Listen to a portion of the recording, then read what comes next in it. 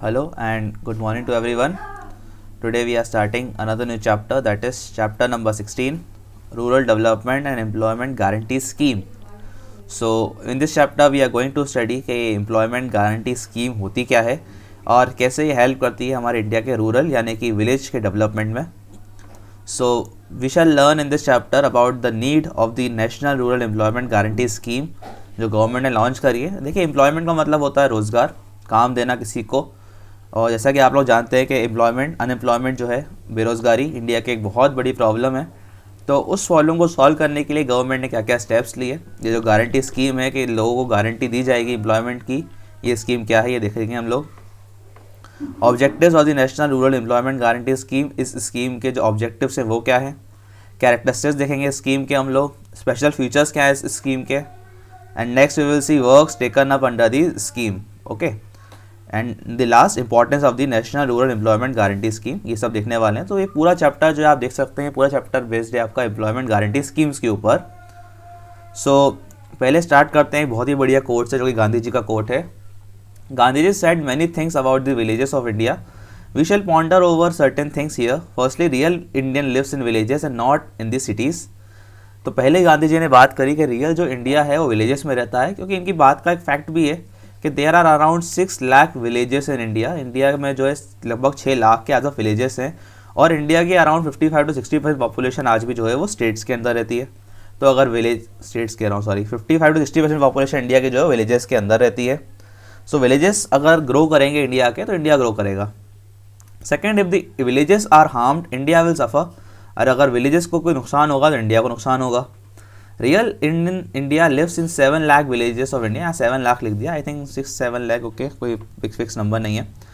Have we ever thought whether the people of these villages get adequate food to eat और have clothes to cover their bodies. तो कहीं लोगों को जो है बहुत दिक्कत थी जब हम बात करें इंडिपेंडेंस ऑफ इंडिया की. तो ये रूरल इंडिया जो है बहुत ज़्यादा गरीब हो चुका है. देखिए, अगर हम हिस्ट्री की बात करें, गांधी जी बहुत पढ़े लिखे इंसान थे, तो उन्होंने हिस्ट्री पढ़ रखी थी. हिस्ट्री में उन्होंने देखा कि जब हिस्ट्री में गुप्तास और मौर्य जब ये लोग रूल करते थे, जब इंडिया बहुत ही एक बड़ा और बहुत ही इकोनॉमिकली वायबल देश हुआ करता था, बहुत पैसा था इंडिया में जब, तब उन्होंने देखा कि इंडिया में गाँव जो थे उन्हीं के पास पैसा बहुत ज़्यादा था. तभी जो है पूरा इंडिया, जो उनका जो पूरा राज्य था, वो अच्छा पैसे वाला हुआ. और अभी इंडिया जो है इतना पिछड़ क्यों गया, क्योंकि इंडिया के विलेजेस जो हैं वो पिछड़ गई हैं. वहाँ पे लोगों को खाने और पहनने को कपड़े भी नहीं बचे हैं. Thus real development of India is possible only if economy of rural areas develop. As per the census 2011 a large proportion of population of India, देखिए यहाँ पे लिखा है 68.8%, थोड़ा कम ही बोल गया था मैं. 68.8% पॉपुलेशन जो है इंडिया की वो रहती है विलेजेस में. मतलब काफ़ी ज़्यादा लोग विलेजेस में रहते हैं आज भी. Therefore, the rural area should be developed in such a manner that the rural people get employment locally. They are not required to move out of villages. तो ये बहुत अच्छी बात है जो है इंडिपेंडेंस के टाइम गांधी जी ने बोली थी कि आप नया इंडिया देश बनाए, तो ऐसी स्कीम्स लाओ जिससे गांव का विकास हो. पर उस समय जो है मैं आपको बताऊं, उस समय भी नेहरू जी ने इनकी बातों पर ज़्यादा ध्यान नहीं दिया और वो जो है अर्बन स्कीम्स लेकर आए, इंडस्ट्रियल प्लान लेकर आए, क्योंकि उनका पूरा फोकस था कि इंडिया के जो अर्बन एरियाज़ हैं उनको हम ग्रो करें. तो उससे हुआ कि अर्बन एरियाज़ ग्रो करें, ओके, रूरल एरियाज़ ग्रो नहीं करे. रूरल एरियाज़ के लोगों ने क्या किया, माइग्रेट करना स्टार्ट किया, जाना स्टार्ट किया. कहाँ पर, अर्बन सिटीज़ में. अब अर्बन सिटीज़ में बहुत ज़्यादा पॉपुलेशन हो गई. ज़्यादा पॉपुलेशन होने से वहाँ भी दिक्कत शुरू हो गई, रहने की, खाने की, पीने की. और जो गरीब लोग रूरल एरियाज़ से, गाँव से जा रहे हैं सिटीज़ में जा रहे हैं, अर्बन एरियाज़ में जा रहे थे, तो वहाँ जाके भी उन्हें कोई काम ढंग का मिल नहीं रहा था. मिल भी रहा था तो बहुत लोअर वर्क मिल रहा था, बहुत ही गलत वर्क मिल रहा था, ओके, जिससे उनकी कोई डेवलपमेंट नहीं हो रही थी. तो बहुत दिक्कतें इंडिया में इस चक्कर में हो गई. जबकि अगर उस समय से अगर हम लोग जो ये स्कीम आपको पढ़ाने वाला हूँ मैं अभी, national rural employment guarantee scheme, अगर ये इंडिपेंडेंस के साथ ही लगा दी जाती तो इंडिया शायद बहुत ज़्यादा कवर कर जाता. So the need of the Mahatma Gandhi national rural employment guarantee scheme. तो पहले स्कीम क्या है आपको बताता हूँ, फिर हम पढ़ते जाएंगे स्कीम के बारे में. ठीक है, वैसे तो चैप्टर में दिया भी हुआ आगे. सो देखिए, ये इस स्कीम का नाम पहले था national rural employment guarantee scheme. Okay, ये आप देख सकते हैं, इसका नाम जो है चेंज किया गया 2005 में. तो देखिए, इस स्कीम के तहत क्या होता है, जितने भी लोग रूरल एरियाज़ में रहते हैं उनको जो है एम्प्लॉयमेंट यानी कि काम जो है वो गारंटी के उस रूप में दिया जाएगा. ओके, देखिए लिखा है ना, एम्प्लॉयमेंट गारंटी.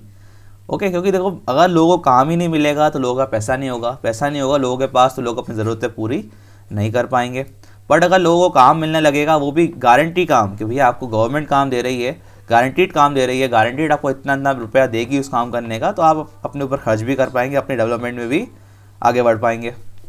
सो गवर्नमेंट ने क्या किया, इस स्कीम के तहत जितने भी रूरल लोग हैं, गाँव में, विलेजेस में रहने वाले, उनको 100 डेज़, ओके, उनको जो है 100 डेज़ का एम्प्लॉयमेंट गारंटी दिया कि आपको 100 दिन का काम जो है 365 डेज़ में से हम गारंटीड देते हैं। ओके, आप हमारे पास आइए, कार्ड बनवाइए गवर्नमेंट का, पढ़ने वाले चैप्टर में आगे भी कार्ड कैसा दिखता है। ओके, और उस कार्ड को दिखा के आपको जो 100 दिन का काम मिलेगा, एक पर्टिकुलर एक दिन का आपको इतना पैसा मिलेगा।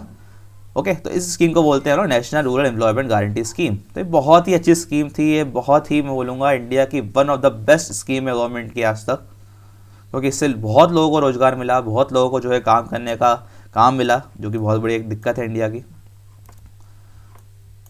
Last 3 decades, 1973 to 2003, have witnessed many major economic changes in the Indian economy. As a result of these changes, there has been a considerable change in the share of agriculture, secondary activities, service sector and GDP. So देखिए, India में काफ़ी changes आते गए हैं, और आपको ये भी पता होगा, आपने शायद में चैप्टर पढ़ा होगा प्राइमरी सेकेंडरी सेक्टर वाला, तो उसमें आपने देखा होगा कि इंडिया के आज भी ज़्यादातर जो पॉपुलेशन है, अराउंड 50%, वो वर्क कर रही है अंडर एग्रीकल्चर स्कीम्स, और एग्रीकल्चर से इतना ज़्यादा प्रॉफिट अभी भी इंडिया को नहीं है। सो गांव के लोग एग्रीकल्चर करते हैं।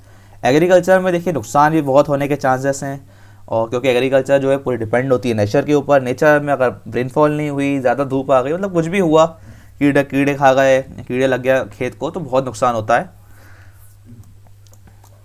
सो in the year 1973 the share of agriculture sector in the GDP was around 45%, and of the secondary was 30%, and service sector was around 25%। तो आप देखिए 1973 में जो है सबसे ज़्यादा अभी GDP, यानी जो हमारी जो इनकम होती है देश की, या देश में जो गुड्स और सर्विसेज प्रोड्यूस हो रही हैं, सबसे ज़्यादा अभी भी जो है वो एग्रीकल्चर से हो रही हैं।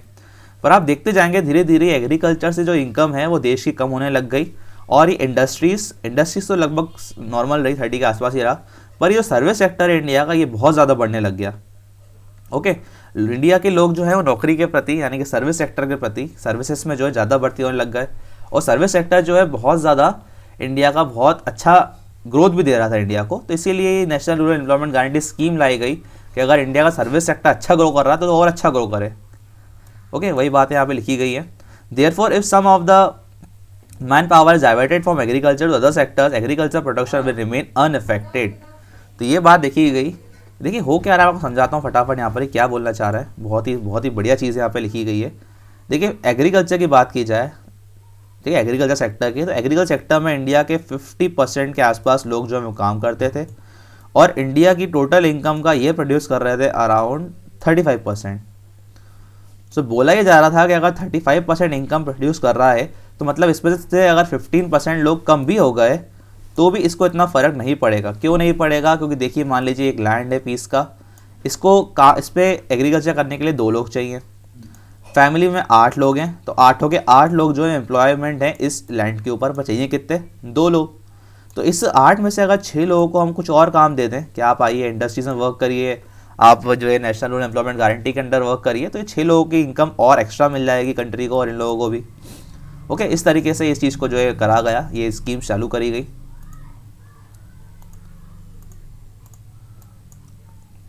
This indicate the type of unemployment in our rural economy. It may be called disguised unemployment. देखिए disguised unemployment यही होती है कि दिख तो नहीं रहा कि ये 8 लोग जो है, दिख रहा है कि 8 लोग काम कर रहे हैं, पर इसमें से 6 लोगों की ज़रूरत ही नहीं है। ओके, तो ये 6 लोगों को हम बोल सकते हैं कि दे आर डिसगाइज्ड अनएम्प्लॉयमेंट, मतलब ऐसी अनएम्प्लॉयमेंट जो दिखती नहीं है। This situation gives rise to following problems. तो इससे कुछ प्रॉब्लम्स आती हैं, जैसे कि due to inadequate avenues of employment and more than required number of people. वही बात है जो मैं आपको समझा रहा था, जितनों की ज़रूरत नहीं है उतने लोग लगे हुए हैं इस काम में।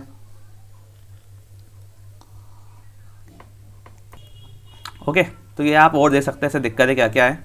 The people are economically insecure due to limited employment opportunity in rural areas. और भी आप देख सकते हैं दिक्कतें, आप पढ़ सकते हैं इसके बारे में और भी। Non availability of employment opportunity, और लोगों के पास काम है ही नहीं रूरल एरियाज में एग्रीकल्चर के अलावा और कुछ। Okay, objectives of the national rural employment guarantee scheme. अब ये जो स्कीम आई है इसके ऑब्जेक्टिव्स क्या क्या है? तो to provide at least 100 days employment to the adult members of each family living in rural areas who are willing to do unskilled labour. Okay, तो जो लोग जो है जिनके पास स्किल नहीं है, देखिए मेन दिक्कत गाँव में है ही है कि लोगों से आता है एग्रीकल्चर करना ही है, लोगों के पास स्किल नहीं है उतने जितने कि अर्बन एरियाज़ के लोगों के पास है, क्योंकि एजुकेशन इतनी खास नहीं है रूरल एरियाज़ में। अगर होती तो वहाँ के लोग भी कुछ ना कुछ जो है इंडस्ट्रीज लगाते, IT सेक्टर में कुछ आगे बढ़ते। इसीलिए गवर्नमेंट ने जो है अनस्किल्ड लेबर यानी कि जो लोग जो हैं ये मजदूरी करना जानते हैं उनको 100 दिन का काम दिया जाता है इस स्कीम के अंदर। To create permanent asset in rural areas. Characteristics of the national rural employment guarantee scheme. Characteristics क्या है स्कीम के? Availability of employment under scheme is based on the principle of first come first serve basis. तो इसमें क्या होता है, first come first serve basis पे जो एम्प्लॉयमेंट दी जाती है, जो पहले आएगा उसको पहले काम देंगे। Employment is given on work which are already going on in the area. तो जो भी काम चल रहे होते हैं गवर्नमेंट के, कोई रोड बनाने का काम, कोई बिल्डिंग बनाने का काम, तो उसमें काम में लगा दिया जाता है लोगों को। While providing employment it is born in mind that the work side is with in 5 kilometre radius. ये रखा जाता है ध्यान में कि इंसान को बहुत ज़्यादा दूर जाके काम ना मिले, उसके रहने के जगह के 5 किलोमीटर के आसपास से कुछ काम मिल जाए। अगर पॉसिबल नहीं है तो कुछ जन पंचायत जो है वहाँ की वो कुछ काम दे उन्हें, कुछ भी कुछ बना कर दे काम। देखिए एक जो फादर ऑफ इकोनॉमिक्स हैं एडम स्मिथ, वो एक बात कहते हैं कि एक स्टेट को यानी गवर्नमेंट को जो है लोगों को सारे काम कुछ भी काम देना कंपलसरी है, भले ही वो काम गड्ढा खोद के उसको वापस भरना क्यों नहीं हो। ठीक है, तो इस बात का मतलब क्या हुआ यहाँ पर कि गवर्नमेंट को जो है हर इंसान को कुछ ना कुछ काम देना चाहिए, भले वो कुछ भी क्यों ना हो। Women are given preference while given employment. Women को प्रेफरेंस दी जाती है इस सिस्टम में। और भी आप देख सकते हैं इसके बहुत सारे ऑब्जेक्टिव बढ़िया है स्कीम के, आप पढ़ सकते हैं इसको रोक के आराम से। There is a provision of free treatment भी इनको मिलता है। और बहुत सारे हम पढ़ने वाले चैप्टर में आगे भी कि इनको बहुत सारे फ़ायदे भी मिलते हैं स्कीम में काम करने में। अकोमोडेशंस भी दी जाती हैं। Main features of implementation of scheme. Main features क्या है इस स्कीम के? Procedure to procure work. All adult member of the family living in the rural areas notified by the central government are eligible to get benefits in this scheme. तो सारे लोग जो rural areas में सबको जो है scheme के अंदर काम मिलेगा जिसकी भी एज 18 के ऊपर होगी।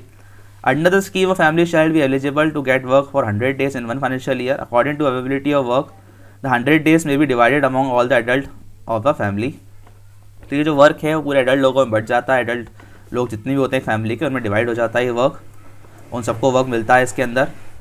दस all the adult member registered family who apply for the work shall be eligible to get employment for 100 days। It is necessary that, क्या नेसेसरी होता है अगर आपको इसके अंदर काम चाहिए तो family should be local residence of the gram panchayat. जिस ग्राम पंचायत के आप हो उसी में आपको काम मिलेगा। The family should be registered in the local gram panchayat, register होना चाहिए। The family should apply as unskilled work on the basis of job card. तो जॉब कार्ड बनवाना बहुत ज़रूरी होता है। आप देख सकते हैं ऐसा कुछ होता है, ये जॉब कार्ड यहाँ पे इंसान का नाम वाम आता है कुछ, और इसकी लिमिट आती है, कार्ड की एक लिमिट होती है, इससे लेकर इस दिन तक जो है आपको ये जॉब गवर्नमेंट देगी।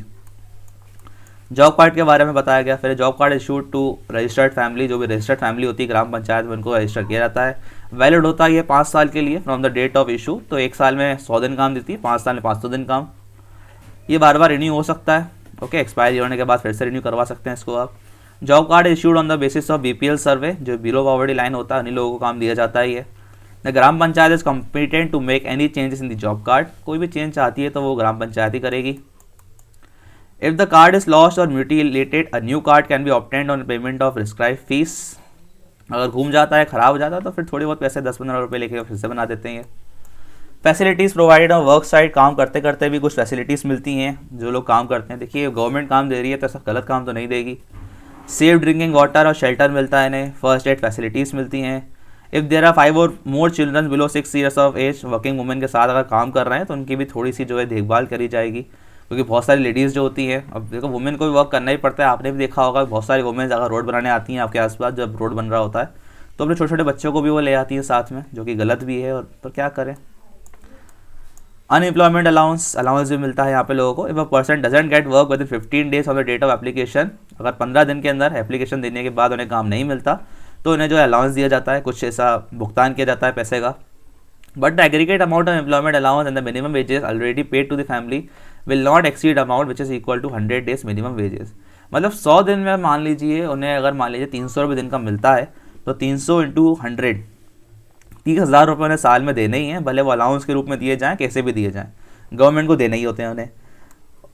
ओके, ऐसा नहीं कि आपको काम मिल रहा है, काम नहीं कर रहा है, घर बैठे हैं आप तो भी मिलेंगे आपको, ऐसा नहीं। आपको अगर काम नहीं दे रही गवर्नमेंट तो देगी, पर अगर आपको काम गवर्नमेंट दे रही और आप नहीं कर रहे तो कुछ नहीं मिलता। A person who has applied for work does not to do interested work and does not present him herself on the work within 15 days, तो 15 दिन के अंदर काम देना पड़ता है। रोल ऑफ ग्राम पंचायत, जनपद, district and state level institute, तो इन सबका भी कुछ ना कुछ रोल होता है इसमें। तो gram panchayat role is important, gram panchayat का रोल बहुत इंपॉर्टेंट है in implementation of the scheme. The gram panchayat has to perform following functions.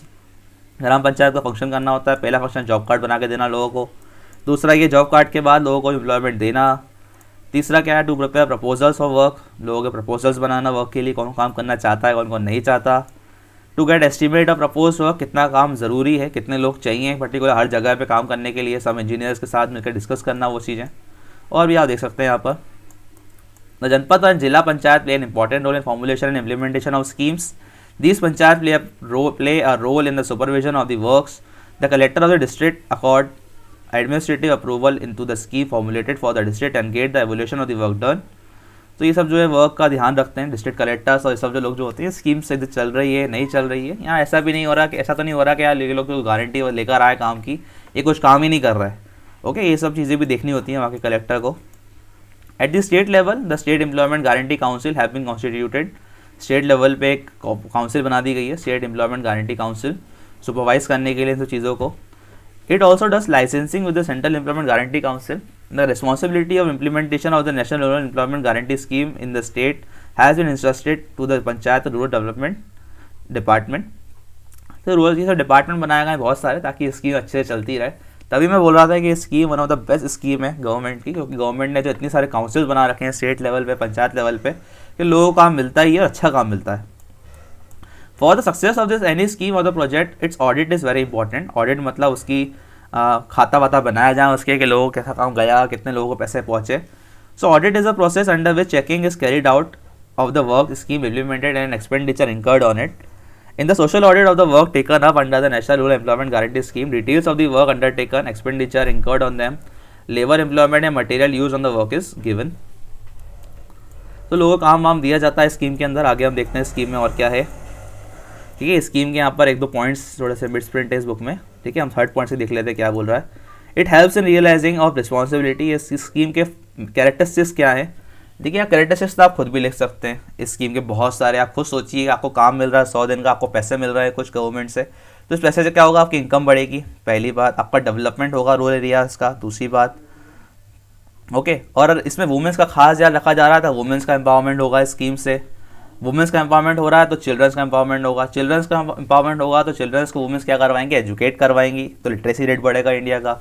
लोगों को पैसा मिलेगा तो लोग अपने हेल्थ का ध्यान भी रखेंगे, तो इंडिया की हेल्थ सर्विसेज अच्छी होंगी खुद ही खुद। तो बहुत सारे आप इसके कैरेक्टरिस्टिक्स खुद से भी बहुत बढ़िया बना के लिख सकते हैं। Committees for redressal of complain, अगर कोई कंप्लेन आती है तो उसके लिए भी कमेटी बना रखी गवर्नमेंट ने, आप देख सकते हैं। ठीक है, ग्राम पंचायत लेवल पर कमेटी बनी है जिसका हेड जो होता है वो एसडीएम होता है। ओके, एसडीएम के पास अगर आप रिपोर्ट लेके जाते हैं तो एसडीएम जो है उसको सॉल्व करता है। जनपद लेवल पे भी होती है, जनपद मतलब जो मिडिल लेवल होता है। डिस्ट्रिक्ट लेवल पे जो है कलेक्टर इसका हेड होता है। इसका कोई अगर दिक्कत आती है लोगों को कि अगर हमें एम्प्लॉयमेंट नहीं बना, हमारा कार्ड नहीं बना के दे रहा कोई, तो उसके लिए कंप्लेंट्स लिखी जाती हैं। ठीक है, हर एक पर्टिकुलर दिन जो एक चूज़ किया जाता है कलेक्टर ऑफिस में, जिसको हम जन सुनवाई भी बोलते हैं। जन सुनवाई होती है, जन सुनवाई में ये सब बातें होती हैं वहाँ पर, कलेक्टर जो उनको सॉल्व करता है। डिस्ट्रिक्ट पंचायत लेवल पे if case of complaint against the chief executive officer of the district panchayat और district program coordinator collector or the additional district program coordinator, the divisional commissioner constitute inquiry committee. So हर महीने या हर कुछ महीनों में inquiry committee बनती है कि ऐसा तो नहीं कि कलेक्टर ही लोगों की प्रॉब्लम सॉल्व नहीं कर रहा। At the state level the complaints are dispose by MP state employment guarantee council. तो इसे हमने पढ़ा था कि एमपी स्टेट की भी एक जो है एम्प्लॉयमेंट गारंटी काउंसिल हर स्टेट की होती है। तो ये काउंसिल भी हर कुछ महीनों में आके इंक्वायरी करती है कि कोई बड़े बड़े ऑफिसर जो है ये तो कहीं दिक्कत नहीं पैदा कर रहा है। Work taken up under the scheme, क्या क्या वर्क लोगों को दिया जाता है स्कीम के अंदर, तो कुछ भी वर्क जो गवर्नमेंट का चल रहा हो। ठीक है, वाटर कंजर्वेशन के लिए कुछ प्लांट लगाने का काम, कैनाल बनाने का काम, इरिगेशन प्रोजेक्ट्स बनाने का काम, okay, land development work, prandial road बनाने का काम, मतलब कुछ भी वर्क गवर्नमेंट कुछ भी डेवलप कर सकती है। ठीक है, कुछ भी काम मिल सकता है इसमें। तो importance of national rural employment guarantee scheme, importance हम पहले भी पढ़ चुके हैं। Helps in solving the problems of poverty, unemployment and starvation in rural areas. तो भूखमरी जो है रूरल एरियाज की वो खत्म होगी इससे, क्योंकि लोगों को पैसा मिलेगा काम करने पर। It helps in reducing migration हमने पढ़ा था कि बहुत लोग माइग्रेट कर जाते हैं, वो कम होगा क्योंकि लोगों को अपने गाँव में ही काम मिलेगा। हमने पढ़ा था कि 5 किलोमीटर के रेडियस के अंदर लोगों को काम मिल जाता है स्कीम में। It provide opportunity of employment to women. Okay, देखो हमने अभी बात करी थोड़ी देर पहले कि वुमेन्स को भी इसमें काम मिल जाता है, तो सेल्फ डिपेंडेंट हो जाती है women economically. Useful assets are created in rural areas, Panchayati Raj institution are strengthen. जो इंडिया के गांव हैं, जो महात्मा गांधी ने बात बोली थी, गांव इंडिया का स्ट्रेंथन होंगे तो इंडिया स्ट्रेंथन होगा, वही बात इसमें भी स्कीम में लागू होती है। तो बहुत अच्छी स्कीम है ये एक तरीके से देखा जाए तो। और भी इसके इंपॉर्टेंट लिखे गए यहाँ पर। Under section 4(1) of the national rural employment guarantee act, a state plan has been formulated in Madhya Pradesh. तो हर स्टेट के अपने अपने प्लान होते हैं, हर स्टेट को कुछ ना कुछ डेवलपमेंट करना ज़रूरी है, तो इससे देखो दोनों काम हो जाते हैं। ओके, ये जो फॉर्मूला है ना, ये काम करवाने का ये राजा महाराजाओं के समय से चलता आ रहा है। तो राजा महाराजा भी क्या करते थे, जब गाँव में या उनके एरिया में एग्रीकल्चर अच्छा हो गया तो कोई बात नहीं, लोग पैसा वैसे ही मिल गया अपने खेती बाड़ी करके। बट अगर जिस साल एग्रीकल्चर ख़राब हो गई, खेती ख़राब हो गई, तो उस साल वो क्या करते थे, बड़े बड़े किले बनाते थे। किले बनाने के लिए लोग लगते थे, तो लोग आते थे, काम करते थे, पैसा मिलता था। ओके, तो लोग ऐसे करके वो अपना काम चलाते थे। तो ये भी वैसी स्कीम है कुछ कि अगर लोग खेती करने को नहीं मिल रही तो आइए, गवर्नमेंट के पास बहुत सारा काम है, गवर्नमेंट कुछ ना कुछ बिल्डिंग बनाती रहती है, कहीं ना कहीं रोड, कहीं खुदाई, कुछ ना कुछ चलता ही रहता है, तो काम मिलता रहता है लोगों को। ओके, इससे क्या होता है, गवर्नमेंट का इंफ्रास्ट्रक्चर भी अच्छा हो जाता है, लोगों को काम भी मिल जाता है। तो बढ़िया स्कीम है काफ़ी है मेरे हिसाब से तो। और भी कुछ टर्म्स हैं, आप देख सकते हैं। एडल्ट कौन है, 18 से ऊपर हमने बात करी है, 18 से ऊपर के लोगों को काम मिलता है इसमें। ठीक है, अनस्किल लेबर कौन होते हैं, इनके पास स्किल्स नहीं होते, इतने एजुकेटेड नहीं होते जो लोग। वेज रेट मतलब कितने एक पर्टिकुलर दिन का वेज रेट हर स्टेट का डिसाइड होता है। किसी स्टेट का 300 है, किसी का 350, किसी का 500 भी होगा। हर स्टेट की इनकम के हिसाब से चलता ही है। Okay, so in the and कोई सा बढ़िया चैप्टर था ये काफ़ी। आप लोगों को भी कोई दिक्कत गई हो इस चैप्टर में तो प्लीज़ कमेंट भी। मैं थोड़ा टाइम ले लेता हूँ कमेंट का आंसर देने में, but I really answer them. Okay, so in the last, thank you.